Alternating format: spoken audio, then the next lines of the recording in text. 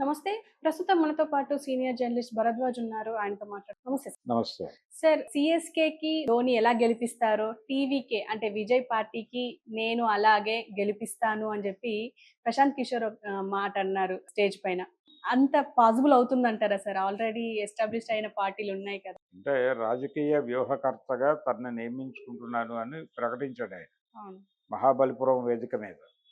అంటే రెండో సంవత్సరంలోకి ప్రవేశించింది. ఇప్పుడు విజయ్ పార్టీ సెకండ్ ఇయర్‌లోకి ఎంటర్ అయిన సందర్భంగా మహాబలిపురంలో ఆయన ఒక సభ పెట్టాడు. ఆ వేదిక మీద ప్రశాంత్ కిషోర్ కనిపించాడు. ప్రశాంత్ కిషోర్‌ని ప్రపంచానికి పరిచయం చేశాడు. ఆయన ఒక పోలిక తీసుకొచ్చాడు. చెన్నై సూపర్ కింగ్స్ ధోని నాయకత్వంలో ఎలా విజయం సాధించిందో అలాగే విజయ్ పార్టీని నేను అధికారంలోకి తీసుకొస్తాను అని చెబుతూ, ధోని బీహార్‌కి చెందినోడే, నేను బీహార్‌కి చెందినోడినే. కాబట్టి ఆయన విజయం సాధించడం నిజమైతే నేను విజయం సాధించడం కూడా నిజమే. అందుకని నేను జోస్యం చెప్పడం లేదు, నిజం చెప్తున్నాను అని కొంచెం జనాల్ని పానిక్ చేసే ప్రయత్నం చేశాడు. హ్మ్. జనం అంటే ఇక్కడ విజయ్ అభిమానులు. విజయ్ అభిమానుల్ని సంతృప్తి పరచటమే లక్ష్యంగా ఆయన ఉపన్యాసం నడిచింది. ఇక్కడి నుంచి ఏ రాజకీయ వ్యూహంతో నడిపిస్తాడు ప్రశాంత్ కిషోర్ ఈ పార్టీని అనేది చూడాలి. ఆల్రెడీ విజయ్ కోసం భారతీయ జనతా పార్టీ తలుపులు తెరిచి కూర్చుంది. అంటే వచ్చే ఎన్నికల్లో ఎట్టి పరిస్థితుల్లోనూ డీఎంకేని అధికారంలోంచి దించాలి అని భారతీయ జనతా పార్టీ అనుకుంటోంది. ఏడీఎంకే బలంగా ఉన్నటువంటి పార్టీ. ఇంతకుముందు ఏడీఎంకే, డీఎంకేల మధ్య తమిళనాడు రాజకీయం కేంద్రీకృతమై ఉంది. ఇప్పుడు ఏడీఎంకే అనేది నెమ్మదిగా చీలికలు పేలికలై పొలిటికల్‌గా అది ఎగ్జిట్ మూడ్‌లో ఉంది. కాబట్టి ఆ వాక్యూమ్‌లోకి విజయ్ పార్టీని ఎమర్జ్ చేయాలి అనేది ప్రోగ్రామ్. దీని వెనకాల భారతీయ జనతా పార్టీ వ్యూహరచన కూడా ఉంది. హ్మ్. ఇప్పుడు ప్రశాంత్ కిషోర్ ప్రవేశించటం ఇదంతా కూడా దాన్నే సూచిస్తోంది. ఈయన ఇంతకు ముందు ఎన్నికల్లో అంటే జగన్మోహన్ రెడ్డి ఓడిపోతాడు అని చెప్పాడు ఏపీ ఎలక్షన్స్‌లో. అదే జరిగింది. కూటమి గెలుస్తుంది అని చెప్పాడు. కూటమి గెలిచింది. అయితే ఈయన తాలూకా ఐపాక్ అక్కడే ఉంది. అక్కడే ఉంది. ఇప్పుడు అదే ఐపాక్‌తో నేను తిరిగి వచ్చే ఎన్నికలకు కూడా పోటీ చేస్తానని చెప్తున్నాడు జగన్మోహన్ రెడ్డి. ఆ గొడవ అలా ఉండగా ఐపాక్ నుంచి బయటకొచ్చేసి ఈయన విడిగా ఈయన ఒక పార్టీని పెట్టుకొని బీహార్‌లో ఏదో ఆయన ప్రయత్నం ఆయన చేసుకుంటున్నాడు. హ్మ్. ఆయన చేసుకుంటూ ఇప్పటికీ ఆయన బయట పార్టీలో కూడా రాజకీయ వ్యూహకర్తగా వ్యవహరిస్తున్నాడు. అందులో భాగంగానే ఇప్పుడు వీళ్ళతో టైఅప్ విజయ్‌తో. విజయ్‌ని ఏదో రకంగా తన కంట్రోల్‌లో పెట్టుకోవాలని భారతీయ జనతా పార్టీ ప్రయత్నం చేస్తోంది.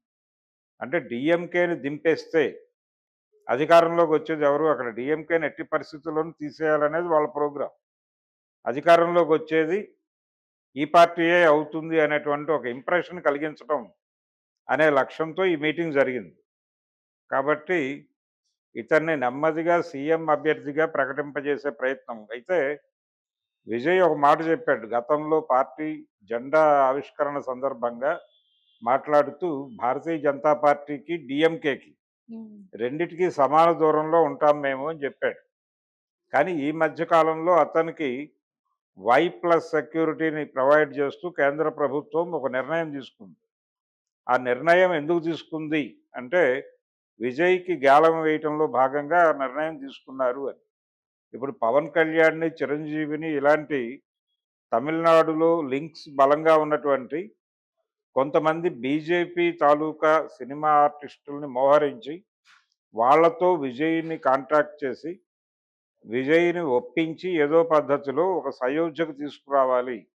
ఏపీలో పవన్ కళ్యాణ్‌ని ఎలా వాడారో, పవన్ కళ్యాణ్‌ని ఎలా వాడుతున్నారో, అలా ఏపీ రాజకీయాల్లో పవన్ నిర్వహించిన పాత్రని తమిళనాడులో విజయ్‌తో పోషింపజేయాలి హ్మ్. అనేటువంటి ఒక కార్యక్రమం ఉంది. అంటే పవన్ కళ్యాణ్ విజయ్ సినిమాలు రీమేక్ చేశాడు. అలాగే పవన్ కళ్యాణ్ సినిమాలు విజయ్ రీమేక్ చేశాడు. ఆయన సినిమాలు ఈయన చేశాడు. అది నడిచింది అవును. గతంలో. 'ఖుషి' అక్కడ ఆయన చేశాడు. తెలుగులో పవన్ కళ్యాణ్ చేశాడు. కాబట్టి ఇది తెలుగు సినిమా తమిళ్ రీమేక్ లాగా ఏదో ఒక డిజైన్ ఉంది వాళ్ళ బ్రెయిన్‌లో. బీజేపీ బ్రెయిన్‌లో. ఆ డిజైన్ అమలు చేసేటువంటి ప్రయత్నంలో ఉన్నారు. ఆ ప్రయత్నంలో భాగంగానే ఈ కార్యక్రమాలన్నీ జరుగుతున్నాయి. పీకే కోరిక నెరవేరొచ్చు కూడా. ఓకే. నెరవేరే ఛాన్సెస్ ఉన్నాయి. అంటే భారతీయ జనతా పార్టీ ఎంటర్ అయితే డిస్టర్బెన్స్ బిగ్ లెవెల్‌లో ఉంటుంది. నేరుగా వాళ్ళని ఎన్నుకునే మూడ్ అక్కడ ప్రజలకు లేదు. నేరుగా జాతీయ పార్టీల ప్రెజెన్స్‌ని వాళ్ళు పట్టించుకునే మూడ్‌లో లేరు. కాంగ్రెస్‌కి ఆ పరిస్థితి లేదు. అలాగే బీజేపీకి అంతకంటే లేదు. ఈ మధ్య కాలంలో ఆయన అంటే స్టాలిన్ ఒక వ్యూహం పన్నాడు. తమిళ భాషను కాపాడుకుందాం అని. యాంటీ హిందీ మూవ్‌మెంట్ పెరియార్ 40లో చేసినటువంటి యాంటీ హిందీ మూవ్‌మెంట్‌ని మళ్ళీ ఆయన ఒకసారి రివైవ్ చేసి, తిరిగి చార్జ్ చేసే ప్రయత్నం చేస్తున్నాడు తమిళ్ సెంటిమెంట్. ఓకే. ఈ తమిళ్ సెంటిమెంట్‌ని ప్రొజెక్ట్ చేయటం ద్వారా బీజేపీ దూకుడుకి ఆయన చెక్ పెట్టే ప్రయత్నం చేస్తున్నాడు. ఆ ప్రయత్నాలు అలా జరుగుతూ ఉండగానే విజయ్ లాంటి వారితో దానికి నెగెటివ్‌గా మాట్లాడించే ప్రయత్నం భారతీయ జనతా పార్టీ చేసింది. ఆల్రెడీ మాట్లాడాడు ఆయన. మాట్లాడాడు కాబట్టి డెఫినెట్‌గా విజయ్ ఇప్పుడు తేల్చుకోవాల్సిన పరిస్థితిలో ఉన్నాడు ఎటెళ్ళాలి అని.